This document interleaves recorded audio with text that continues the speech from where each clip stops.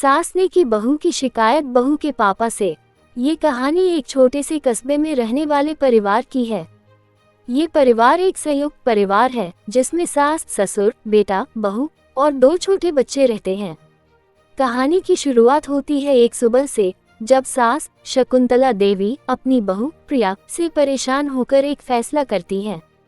शकुंतला देवी को अपनी बहू प्रिया से कई शिकायतें थीं। उन्हें लगता था कि प्रिया घर के काम काज में ज्यादा ध्यान नहीं देती, बच्चों का ठीक से ख्याल नहीं रखती और कभी कभी उनके खिलाफ अपने पति से बातें करती है। शकुंतला देवी को ये बात भी खटकती थी कि प्रिया अपने मायके से ज्यादा जुड़ी रहती है और हर छोटी बड़ी बात अपने माता पिता से शेयर करती है। शकुंतला देवी ने कई बार अपने बेटे राहुल से प्रिया की शिकायत की, लेकिन राहुल हर बार बात को टाल देता। वह अपनी माँ से कहता, माँ, प्रिया पर ज्यादा दबाव मत डालो। वह ऑफिस का भी काम करती है और बच्चों का भी ध्यान रखती है। अगर कोई कमी है तो वह समय के साथ सीख जाएगी। लेकिन शकुंतला देवी को ये बात समझ नहीं आती थी। एक दिन सुबह के समय शकुंतला देवी ने देखा कि प्रिया रसोई में देरी से पहुंची और चाय बनाने में समय लगा रही थी। उन्हें गुस्सा आ गया। उन्होंने तुरंत प्रिया से कहा, तुम हर काम में इतनी लापरवाही क्यों करती हो? क्या तुम्हारे मायके में भी तुम ऐसे ही रहती थी? प्रिया ने शांति से जवाब दिया, मां जी, बच्चों की तबीयत ठीक नहीं थी, इसलिए मैं उन्हें संभाल रही थी, इसीलिए थोड़ी देर हो गई। लेकिन शकुंतला देवी ने इसे बहाना समझा। उन्होंने सोचा कि अब प्रिया को सबक सिखाने का समय आ गया है। शकुंतला देवी ने प्रिया के पिता रमेश जी को फोन करने का फैसला किया। उन्होंने फोन उठाया और रमेश जी का नंबर डायल किया। नमस्ते रमेश जी, मैं शकुंतला बोल रही हूँ, आपसे कुछ जरूरी बात करनी है, उन्होंने कहा। रमेश जी ने चिंतित होकर पूछा, क्या हुआ दीदी, सब ठीक तो है? शकुंतला देवी ने तुरंत शिकायत शुरू कर दी, आपकी बेटी प्रिया ने हमारे घर का माहौल खराब कर रखा है। उसे न तो घर के कामकाज की समझ है और न ही परिवार के बड़े बुजुर्गों का आदर करना आता है।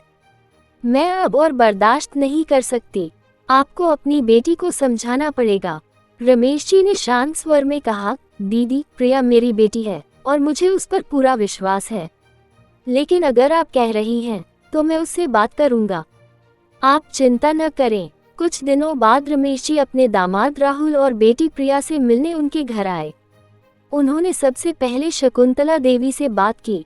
दीदी, आपने जो शिकायत की थी, मैं उसे गंभीरता से ले रहा हूँ, लेकिन मुझे लगता है कि हर बात के 2 पहलू होते हैं। क्यों न पहले प्रिया से बात कर लें? शकुंतला देवी ने सहमति दी। रमेश जी ने प्रिया को बुलाया और पूछा, बेटा, सब ठीक है न? तुम्हारी सासू माँ ने मुझे बताया कि घर के कामकाज में कुछ समस्याएं आ रही हैं। क्या तुम कुछ कहना चाहोगी? प्रिया ने आंखों में आंसू लिए अपने पापा से कहा, पापा, मैं कोशिश करती हूँ कि सब कुछ अच्छे से करूँ, लेकिन मैं भी इंसान हूँ। ऑफिस का काम, बच्चों की देखभाल और घर के कामकाज में संतुलन बिठाना कभी कभी मुश्किल हो जाता है। मां जी को लगता है कि मैं जानबूझकर लापरवाही करती हूँ, लेकिन ऐसा नहीं है। रमेश जी ने प्रिया की बात ध्यान से सुनी और फिर शकुंतला देवी की ओर मुड़े। दीदी, मैं समझ सकता हूँ कि आपके लिए यह नई पीढ़ी का तरीका समझना थोड़ा मुश्किल हो सकता है, लेकिन प्रिया भी आपकी बेटी की तरह है, उसे थोड़ा समय और सहानुभूति दें। वह अपने परिवार के लिए सब कुछ कर रही है। रमेश जी की बातों का शकुंतला देवी पर गहरा असर हुआ। उन्होंने महसूस किया कि वे प्रिया को बिना समझे ही दोष दे रही थी। उन्होंने प्रिया से माफी मांगी और वादा किया कि वे उसे समझने की कोशिश करेगी। इसके बाद घर का माहौल धीरे धीरे बदलने लगा।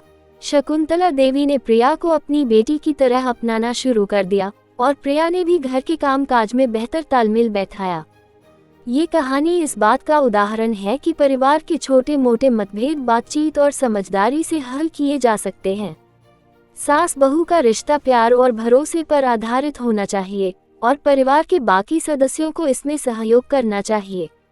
हर रिश्ते में संवाद और सहानुभूति सबसे महत्वपूर्ण होते हैं। जब हम दूसरे की बात सुनते और समझते हैं, तभी रिश्ते मजबूत होते हैं।